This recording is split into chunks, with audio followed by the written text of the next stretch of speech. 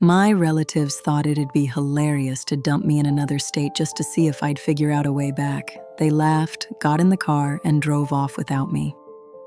I never did return. 15 years passed before they tracked me down. 107 missed calls that summer alone. I had just turned 22. It was supposed to be an ordinary year. I was stuck working at my stepdad's hardware store for barely enough to scrape by, still living at home since college never seemed like a real option, at least not to Graham, my stepfather, or to the banks that co-signed my future into oblivion, and definitely not to my brother, Milo, the family's favorite son and resident success story. We weren't broke exactly, but we were far from the kind of people who took trips to theme parks or sunny beaches. So when Graham said we were headed on a family road trip for my uncle's wedding out in Montana, I should have known something weird was coming. 3 days into that miserable drive, I was already kicking myself for not pretending to be sick. Graham and Milo had been tagging in and out of their usual routine, turning my life into their personal entertainment. My mom, Carla, would now and then murmur, "That's enough." But her voice was soft, and everyone knew it didn't carry any weight. You should probably know more about how things worked in my family. Graham wasn't just your regular mean-spirited dad. He was the kind of man who'd yank you out of bed at 2:45 in the morning just to rant about a dish left in the sink. If your backpack was in the hallway, he'd toss it in the trash. I'd been hearing how useless I was since I was old enough to spell my name. Milo figured things out early. Either become Graham's shadow or end up like me. You can probably guess which route he picked. That morning, we pulled into a tiny rest stop somewhere deep in Montana. It was surrounded by endless fields, some hills way off in the distance, and a rundown little building with a few vending machines and one bathroom. I'd been passed out in the third row of our SUV and needed to stretch and use the restroom. My stepdad and Milo were cracking up over something while Carla sat in the front seat, checking her eyeliner in the mirror above the visor. I remember exactly what I had on. An old, worn-out Iron Fortress tee, jeans with a rip in one knee, and those battered sneakers I'd had since high school. I didn't bring my phone. It was charging in the car. Didn't take my wallet either. I mean, why would I? We were off the grid, and I just needed to use the restroom. I was probably in there 10 minutes, maybe even less. When I stepped back outside, blinking into the bright Montana sunlight, the spot where we'd parked was empty. The dark green SUV was gone. At first, I assumed they'd just pulled around somewhere else as a joke, some lame attempt at messing with me. I wandered the whole lot, checked behind the building, scanned the road. Nothing. That's the thing about being betrayed by your own family. It cuts deeper than anything else ever could. I sat on the edge of the curb and waited. 1 hour passed. I told myself they were just trying to mess with me and would roll back any minute, laughing. Cars came and went. A few people gave me puzzled glances. One truck driver stopped and asked if I was all right. I told him I was waiting on my girlfriend, that she was still inside. He nodded and went on his way. By the time hour 2 hit, this cold pit started forming in my stomach. That creeping realization, they weren't coming back. My first thought was to borrow a phone, call them, plead with them to turn around. I even started walking toward this woman with 2 kids near a soda machine ready to ask. But then I stopped. All those years of memories came rushing back. Every time they'd made me the punchline, every smirk, every jab that was dressed up as a joke, I could practically hear them. Milo saying, "Bet he's freaking out right now." Graham with that voice he used when he thought he was being clever. "If he's not as slow as he looks, he'll manage." And Carla, saying something like, "Maybe we went too far," in that quiet, powerless way that always came too late. That was when I made up my mind. I walked over to that mom and asked if I could borrow her phone, but I didn't call my family. Instead, I dialed information and got the number for a nearby shelter in Mesa Ridge, about 40 miles out. Then I told her there'd been a family emergency and they had to leave quickly. Someone would be picking me up later. She looked unsure for a second, but I guess I seemed harmless enough because she nodded and offered me a ride into town. That first night at the shelter hit hard. Reality doesn't pull punches. I had nothing but the clothes I was wearing. No ID, no money, no one to call. One of the shelter staff, a guy named Rick, let me use their old desktop to do some digging. I remembered the address from the wedding invite and thought maybe I could make my way there. Maybe I'd show up and find them, get some sort of closure. But then I just sat there, staring at the screen, and asked myself, what's the point? Why chase down people who thought it was funny to abandon me in the middle of nowhere? What was I expecting? An apology? So I opened a new email account, looked up how to replace a lost ID, searched for under-the-table jobs that paid in cash. I started building something, anything, that might resemble a plan. 2 days later, I was elbow-deep in soapy water at a diner called Rosie's Kitchen. The owner, Geraldine, was in her early 60s with faded tattoos running down both arms and streaks of violet in her gray hair. I walked in off the street, asked if she needed extra help. Told her my wallet had been stolen, but I was willing to do whatever work she had. She looked me up and down and said, "Dish guy bailed yesterday. You steal from me, you're done. Start now." That's the thing about hitting bottom. You don't have many directions left to fall. For the next week, I worked long shifts, crashed at the shelter, and wore clothes from the donation bin. Rick helped me file a request with my home state's records office to start the process of getting a new ID. With the first bit of cash I made, I picked up one of those cheap prepaid phones from a corner store. Exactly 7 days had passed since they left me behind. That evening, the phone rang. Unknown number. I answered. It was Carla. Her voice was shaking. She wanted to know where I was, if I was safe. She said they'd been searching everywhere. Not true. Said it had just been a joke. Still not true. Claimed they'd waited up the road for 20 minutes and came back but couldn't find me. Absolute fiction. I listened as she kept talking, layering on fake panic like it might soften the edges. In the background, I heard Graham telling her to tell me to stop overreacting and head to Uncle Ray's. I heard Milo laughing. "Ezra, are you there? Say something. We've been so worried." That frozen, sick feeling I'd had the day they ditched me, gone. In its place was something clear and calm. "You wanted to see if I could survive on my own," I said, my voice more solid than it had ever been around them. "So watch me." Then I ended the call. I blocked that number immediately. Then I blocked every other number I could recall from memory, just in case. The next day, I walked into a cell provider's shop and had the number changed entirely. Before I did that, 27 more calls came through. I pictured them realizing their favorite target had disappeared and wasn't coming back. A month later, I moved into a tiny studio over a coin laundromat. It smelled like dryer sheets and detergent 24/7, but I didn't care. It was mine. By then, I'd been promoted to prep cook at Rosie's, and Geraldine had started teaching me how to handle a chef's knife without ending up in the ER. Sometimes I'd log into that old email account, the one they had. Carla's messages piled up like junk mail. "Please come home," a message from Graham. "We're sorry." One from Milo, "If this little stunt of yours is over, come home." And another, "Dude, it was just a joke. Stop being such a baby." I never replied, not once. Here's the thing about real freedom. Once you finally get a taste of it, you can't unlearn it. You don't just go back to living in someone else's cage. I won't lie and say it was easy. Some nights I'd scroll through photos online, smiling families at dinner tables, vacations, inside jokes, and I'd feel this hollow ache that no amount of "they don't matter" could fix. The loneliness would creep in sometimes, especially on holidays. That's when it hit the hardest. Still, every morning I'd roll out of bed in that tiny apartment that always smelled like dryer sheets, head off to my dishwashing shift, where no one belittled me, and keep piecing together something that felt like a life, one day at a time. 3 months after they ditched me at that rest stop, I checked my email one last time. There was a message from Carla. "Your grandmother's been asking about you. Please, just tell us you're okay." I didn't reply. I closed the inbox, deleted the account completely, and tossed my old SIM card in the alley dumpster behind Rosie's that same night.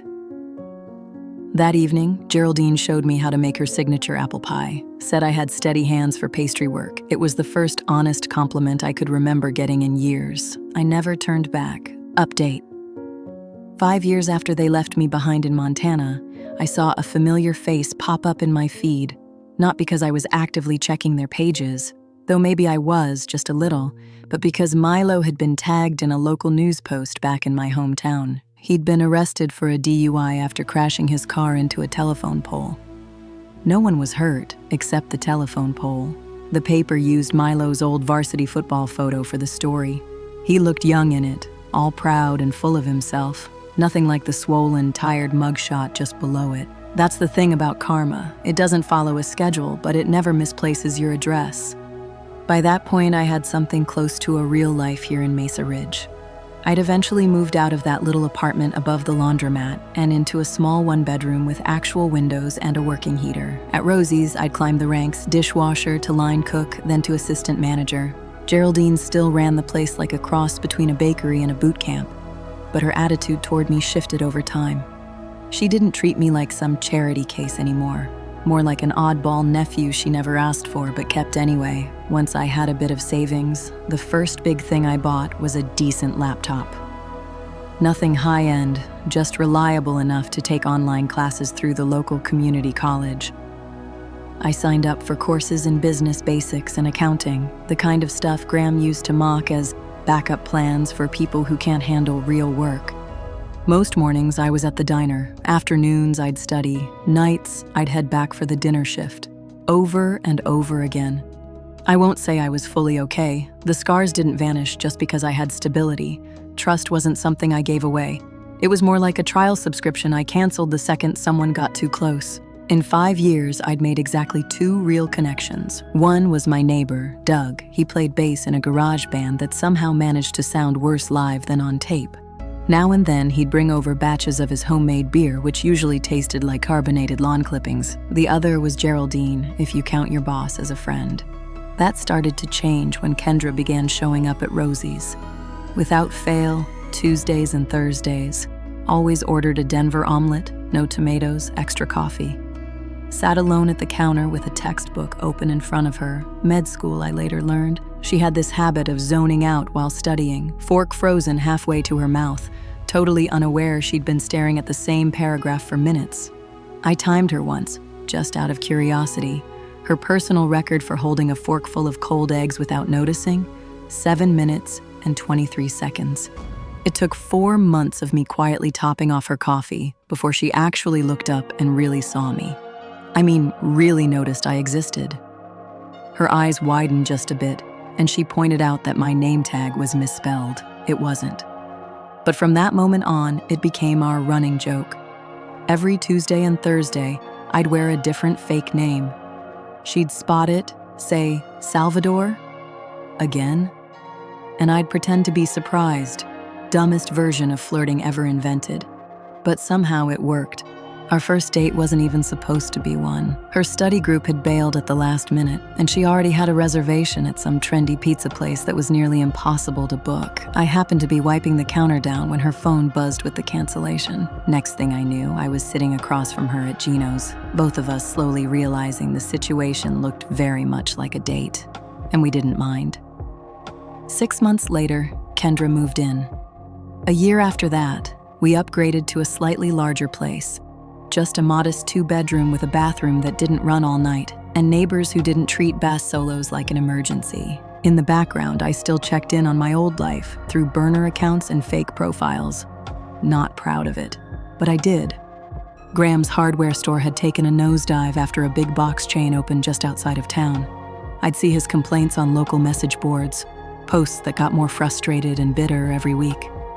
Carla's social pages slowly turned into a sort of digital scrapbook. Old photos of our family at birthday parties and parks. Captions about missing her boys. Plural. That part always made me pause. She'd tag Milo but never once mentioned me, like I'd never been there at all. Milo kept hopping from one job to another. His timeline was full of vague updates about new beginnings and cutting out toxic people. The usual smoke and mirrors people use when things are falling apart. 3 years in, Geraldine pulled me aside one afternoon during inventory and told me she was thinking about opening a second Rosie's, this one across town. Geraldine asked if I'd want to manage it, not own it, manage it. That part was clear, and somehow even that felt too big. I didn't sleep that night. My brain kept spinning, convinced it had to be a setup or some kind of weird test. People like me didn't get offered this sort of thing. At least that's what Graham had drilled into me for years, that I wasn't built for leadership, that I didn't have what it took. That's the trouble with toxic beliefs. They linger long after you've walked away from the ones who planted them. But I said yes. Kendra, half asleep next to me, mumbled that I'd be an idiot to turn it down. Doug, surrounded by a fog of weed smoke, shrugged and said, "Duh, you already run the place." And Geraldine wasn't Graham. She wasn't my family. She never once made me feel like I didn't belong. Rosie's East opened 6 months later. It was smaller than the original, with a revised menu. My menu. I worked myself to the bone that first year, 90-hour weeks. Dropped 10 pounds I didn't have to spare. Kendra and I argued, mostly about how I was never home. More than once, I'd come back to a sticky note on the fridge with a frustrated smiley face and a sarcastic reminder to please remember where you live. But it worked. People started coming in. Then they started coming back. The food hit right. The energy in the place felt good. We weren't swimming in money, but we were keeping things afloat. 4 years after being left behind in Montana, I'd saved enough to help Kendra chip away at her med school loans. Not all of them. Those things are monsters, but enough to make a real dent. When I showed her the payment receipt, she broke down crying, not TV crying with one dramatic tear, real, messy, red-faced, can't-breathe crying. I'd never felt more human than in that moment. Then my grandmother passed. I found out through social media. Carla had posted this long, over-the-top tribute filled with heart emojis. Grandma Rose had been the only one who ever stood up to Graham. The only one who actually seemed to see me. She used to slip me folded $20 bills when no one was watching. Told me, save it for when it's time to get out. I think she meant college. Turns out she was being more literal than I ever realized. I thought about going to the funeral, even checked flight prices. Kendra said she'd come with me, hold my hand through whatever mess waited on the other side. Doug offered to lend me his old hatchback if I decided to drive. But Geraldine, ever grounded, just shrugged and said, "The dead don't care if you're there or not. Do what brings you peace." So I didn't go. Instead, I sent flowers, a standard sympathy bouquet. No heartfelt message, just signed the card. Ezra, no return address, no note, just my name. The reaction online was instant. Carla started posting about signs and spiritual connections. Milo made one of his vague status updates about forgiveness and coming home. Graham didn't post anything, but I could picture the mood in that house without needing to see it. A week later, I got a friend request from a profile I didn't recognize. No real name, no photos, no friends. I nearly deleted it, until I opened the message. "Ezra, it's Uncle Neil. Your mom gave me your old email, but it bounced. Just wanted to know if you're all right. We've all been worried. Your dad's been asking around." I blocked the account that night. Then I had my first panic attack in 2 years. There I was, sitting on the cold bathroom floor at 3 a.m., trying not to wake Kendra, convinced I couldn't breathe. My chest felt like it was caving in. All I could picture was Graham, finding me, showing up at Rosie's, wrecking everything I'd spent years building. Kendra found me there about an hour later. She didn't ask anything, just sat quietly, her shoulder against mine, until I could finally take a full breath again. And then she said the simplest thing. "They can't take anything from you unless you hand it to them." The next morning, I called a lawyer, got clear on my rights, asked about restraining orders, just in case. Tightened every privacy setting I could find. Told Geraldine what was going on and asked her to make sure no one at Rosie's gave out any information about me to strangers. Focus on the practical, control what you can. That's what I kept telling myself. Exactly 5 years to the day after they left me behind, I married Kendra. We kept it small, just a quiet ceremony at a state park. Doug stood beside me as best man. Geraldine baked the cake and cried through the entire thing, mascara streaking down her cheeks in black little rivers. Kendra's family, big, loud, full of hugs and opinions, folded me in like I'd always been one of them. Her dad told corny jokes that somehow didn't make my stomach tense. Her mom wrapped me in a hug that didn't make my instincts scream. That's the beauty of chosen family. Sometimes they show up just when you've stopped hoping anyone ever would. A week after the wedding, I was scrolling through one of my burner accounts late at night when I saw it, a post from Graham on a local message board. Searching for information on my son, Ezra, last known location, Mesa Ridge, Colorado, family emergency. There was no emergency, I knew that much, but I didn't know why. After half a decade of silence, they suddenly wanted to find me. So I looked deeper, set up another fake profile, joined a few of the local groups back home, took my time, piecing things together. The hardware store had shut down. Their house was heading into foreclosure. Carla had been hinting at health problems but never gave specifics. And Milo? He'd moved back in with them after his third DUI. They weren't searching for me because they missed me. They were searching because they needed something. And for the first time in 5 years, I smiled when I thought about them. Not because I was glad things had fallen apart for them, but because I finally understood something that had once felt impossible. I didn't care anymore. I shut the laptop, climbed into bed beside my sleeping wife, and made a quiet decision I knew I'd stick to. I'd keep watching, from a distance. Not out of anger, not out of love. Just because sometimes the most powerful thing you can do isn't revenge. It's building something beautiful while the people who hurt you tear themselves apart. Final update. It began with a LinkedIn notification, 15 years after the day they left me behind in that rest stop in Montana. Just like that, the quiet, carefully built life I'd made glitched. Someone had viewed my profile 27 times in one day.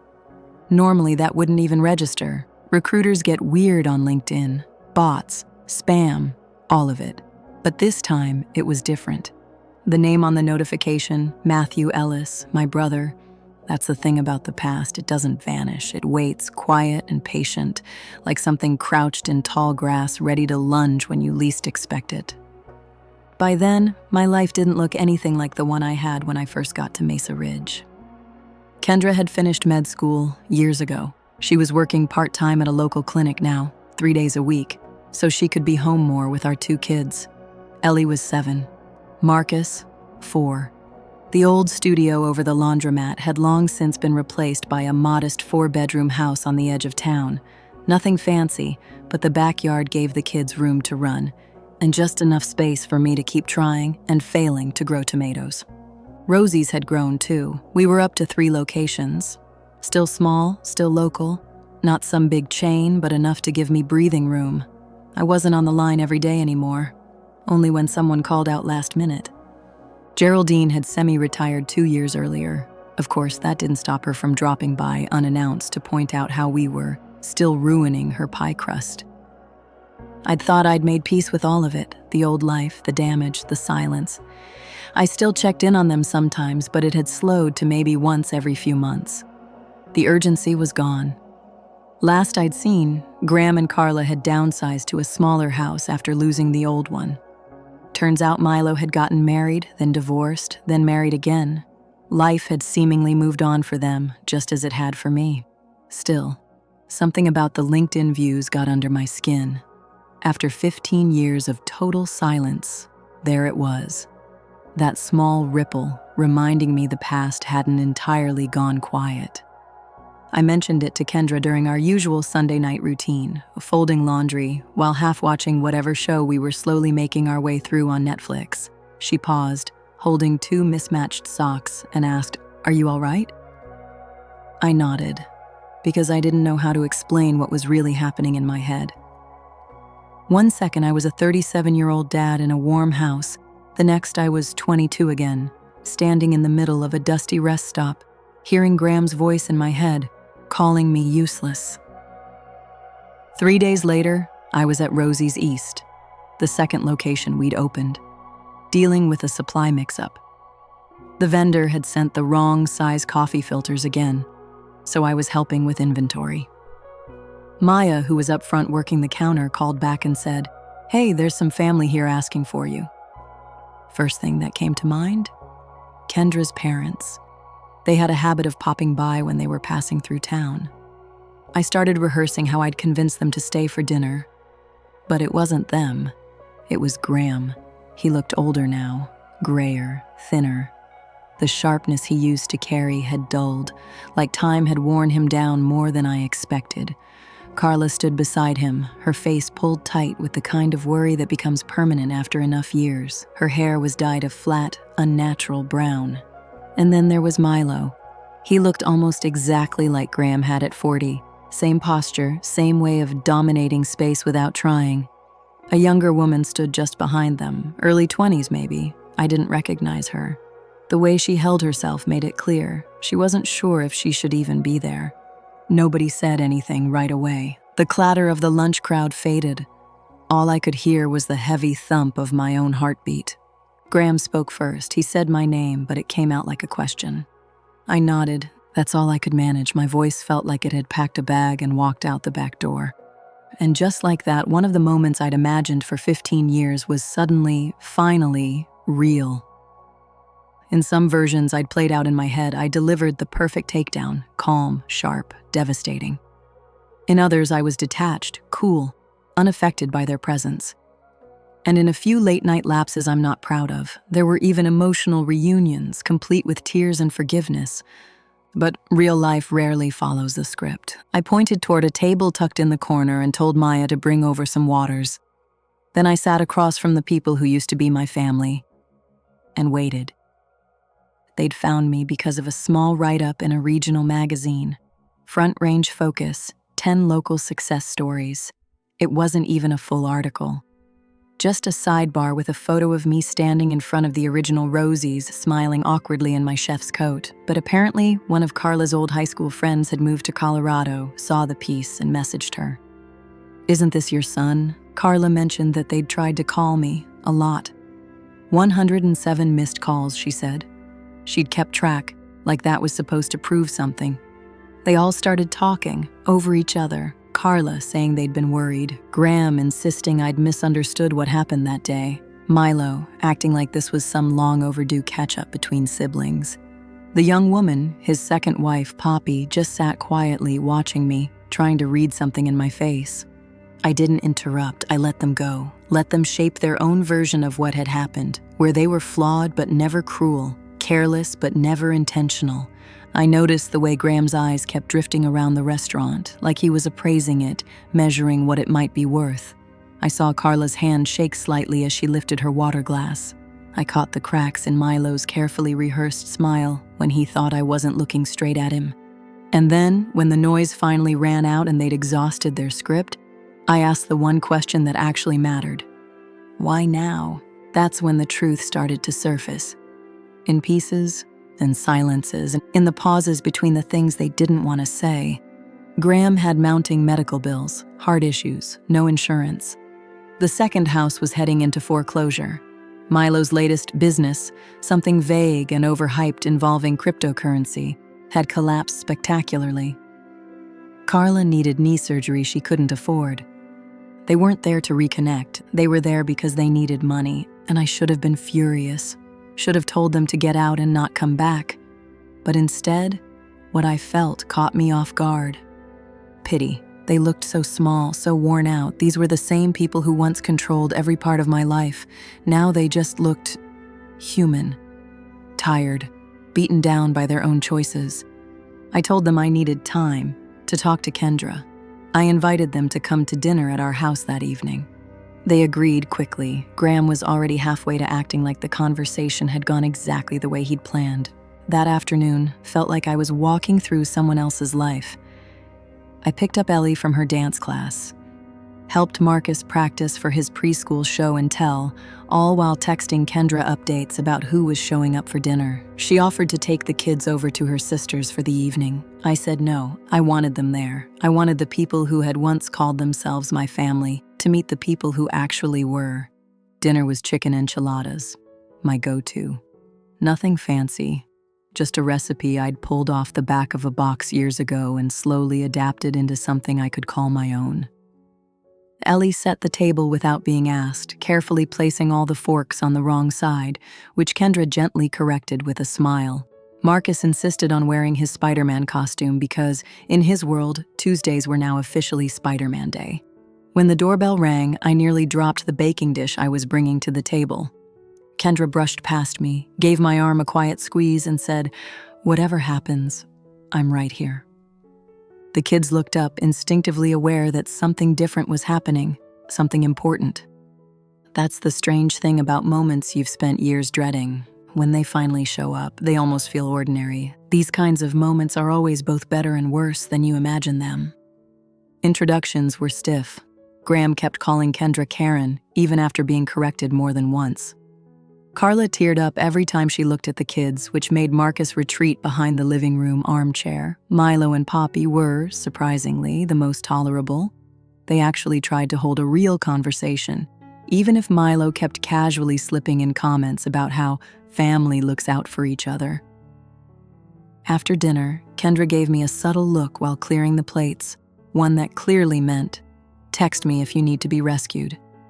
Then she took the kids upstairs for their baths and bedtime. And suddenly, it was just the four of us, me sitting across from people I used to belong to, in a living room that felt much smaller than usual. That's when Graham launched into it. How family sticks together. How they always believed I'd make something of myself. A lie if there ever was one. How things had just taken a bad turn and they needed a little help getting back on track. $20,000, just a loan, of course. I let him talk, and then I asked if he remembered what he said to me on my 18th birthday. He blinked, clueless, so I reminded him, "At least now you can't disappoint me anymore. You're not legally my problem." I turned to Carla and asked if she remembered what she did when Graham tore up my community college acceptance letter and threw it in the trash. She stayed silent because the answer was nothing. She had done absolutely nothing. Then I looked at Milo and asked if he remembered what he told my first girlfriend the day she came to the house looking for me. He shifted uncomfortably but said nothing. He remembered. They all started scrambling for excuses. Graham's tone hardened, slipping back into that sharp, intimidating voice he used to wield like a weapon. But here's the thing, I wasn't 18 anymore, and I didn't shrink from that voice anymore. I stood up, walked to the office, and came back holding an envelope. I handed it to Graham. Inside was a check, $73.50. He looked down at it, confused. What the hell is this supposed to be? I told him that in 2010, a Greyhound bus ticket from Mesa Ridge back to our hometown would have cost exactly $73.50. That was the amount it would have taken for me to come home. From the exact spot where they had once left me behind, the silence hung heavy. Then Graham started yelling, called me ungrateful, selfish, said I had always been a letdown, like he was reading straight from the old script, his greatest hits, one last encore. I didn't raise my voice, didn't argue. I just stood up and said, "It's time for you to go." Carla tried a different tactic, tears, guilt, the "how could you do this to your own family" routine. Milo dropped the friendly act altogether, his expression going cold and sharp. Poppy didn't say much, just looked quietly embarrassed to be associated with any of them. When they finally stepped outside, Graham crushed the check in his fist and tossed it on our front steps. I closed the door behind them and leaned against it, my legs unsteady beneath me. Kendra came down the stairs and asked if I was okay. I nodded because I wasn't sure I could speak just yet. We washed the dishes in silence, peeked in on the kids as they slept, got ready for bed like it was just another night. While setting the alarm system, I opened the front door camera feed on my phone. They were still in the driveway arguing. Graham was flailing his arms, Carla crying. Milo stood back, staring at our house with a look I recognized far too well. Bitterness, envy, maybe even hate. Eventually, they got into their rental car and drove off. I never saw or heard from them again, and I don't expect to. That chapter is closed. Here's the thing about revenge. The best kind doesn't come from lashing out. It comes from living well, from every laugh shared with my kids, every inside joke with Kendra, every peaceful Sunday morning with nothing to fear, every normal, unremarkable day in a life I made on my own terms. I never went back to the place I came from. I did something better. I built one.